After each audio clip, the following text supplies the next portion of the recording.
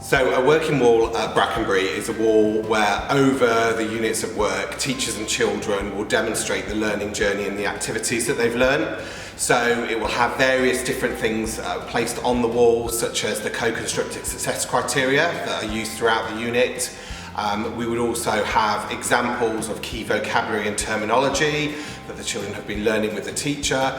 Alongside that, we have examples of good pieces of work where the teacher and the children have highlighted why that piece of work was so successful and how that's meeting the success criteria. As well as sometimes having what a bad example would look like, or what a silly one would look like, so the children can learn from the errors and misconceptions that they maybe have come across throughout the learning journey.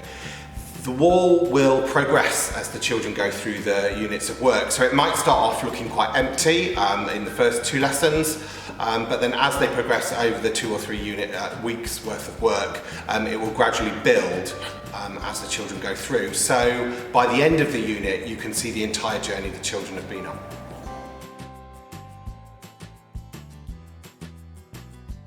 I think the biggest change we've seen is the level of independence within the children throughout the units of work. So instead of children getting stuck and then having to go to the teacher or putting their hand up and asking for someone to come and support and help, they're actually able to reflect about the prior learning, what the teacher's gone through, by looking at the working wall, looking at the examples that are on the wall, looking at the worked examples that the teacher has done, or examples that their peers have done within the class. And by looking at those things, they're able to piece together the journey that they're on and support themselves in evaluating their own work.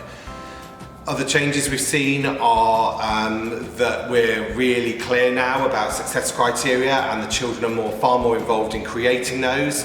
In the past, teachers used to give success criteria for each individual lesson, and now they're co-constructed over the units of work, and therefore children have greater ownership of their learning, which I think builds independence.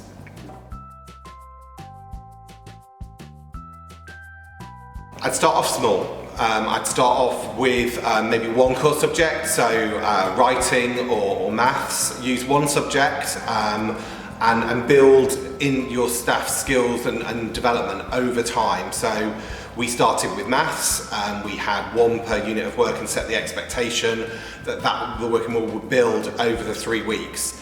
You have to bear in mind that some units will lend themselves more to a working wall than others, and some teachers will take longer to develop and understand the skill than others as well. So don't be put off if it goes wrong to start off with, that's fine.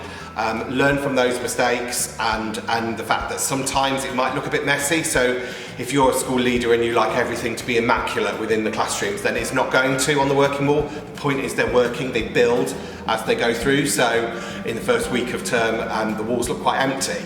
But by the end, you can really see the journey that the thing's been on. So start off small, build it into your professional development, get teachers to share their ideas with each other in staff meetings. We have a display in our PPA resource room where people take pictures of their working walls, where we celebrate ideas that have worked well, and just sharing that resource and expertise amongst the staff.